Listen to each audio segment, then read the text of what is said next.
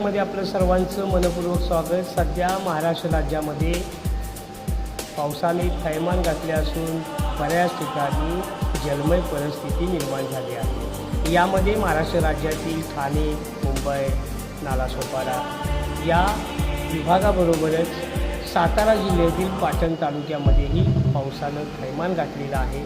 गेले 3 दिवस संततधार पाऊस सुरू आहे। यामध्ये नालासोपारा, पाटण, ठाणे या विभागातील काही छोट्या मोठ्या गावाचा नदीला आणि ओढ्याला पूर आल्यामुळे संपर्क तुटल्याचेही सांगितलं जातं। अतिशय या भयानक परिस्थिती आहे।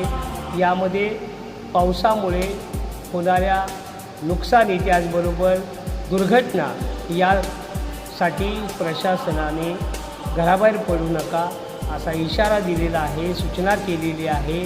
प्रशासन सज्ज असून लोकांनी सतर्क राहावं असा इशारा महाराष्ट्र राज्याचे मुख्यमंत्री नामदार देवेंद्र फडणवीस यांनी दिलेला आहे।